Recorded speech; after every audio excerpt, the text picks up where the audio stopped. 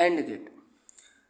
इसके पहले आपने पिछले वीडियो में आपने देखा कि और गेट्स में 2 इनपुट से 3 इनपुट और 4 इनपुट से कैसे सर्किट डायग्राम ट्रुथ टेबल निकालते हैं। वो आपने अगर नहीं देखा तो वीडियो आप जा कर के पीछे देख सकते हैं। आज हम लोग जो है एंड गेट के बारे में जानेंगे और एंड गेट से रिलेटेड 2 इनपुट का सर्किट डायग्राम और ट्रुथ टेबल निकालना सीखेंगे।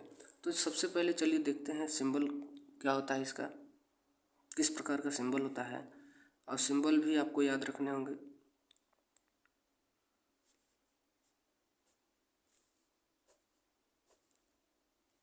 ये है हमारा एंड गेट का सिंबल है, ठीक है।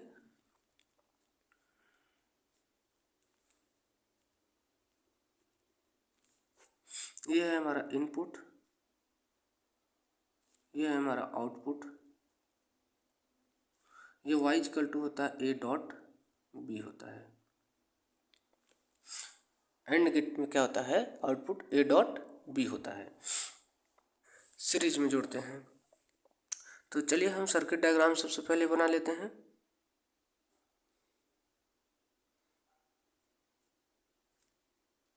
ये है हमारा एंड गेट का सर्किट डायग्राम। यहाँ से मैं सप्लाई दे दूंगा, यहाँ बीच में एक लैंप लग जाएगा। ये हमारा लैंप है, ये हमारी सप्लाई हो जाएगी। ये स्विच 1 और ये स्विच 2 हो जाएगा, ठीक है। ये हमारा क्या हो गया, सर्किट डायग्राम। अब इसके बाद बात करते हैं ट्रुथ टेबल की। तो ट्रुथ टेबल हम कैसे बनाएंगे, ट्रुथ टेबल कैसे हम बनाते हैं। तो ट्रुथ टेबल बनाने के लिए सबसे पहले हमें फार्मूले की आवश्यकता होती है। ये फार्मूला आपको याद रखना होगा, सारे गेट्स में आपको काम करेगा। फार्मूला होता है 2 के पावर n। n क्या है, number of input, number of input. तो अगर हम इस फार्मूले में रखते हैं कितने इनपुट हैं, 2 इनपुट हैं, तो 2 के पावर कितना हो जाएगा, 2 कितना आएगा 4, ठीक है।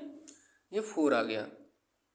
अब जैसे ही 4 आया तो हम सबसे पहले कॉलम को बनाएंगे। तो पहला कॉलम, दूसरा कॉलम, ये दूसरा कॉलम बन गया, ठीक है। इसके बाद पहला कॉलम, दूसरा कॉलम, इसके बाद एक आउटपुट के लिए होगा।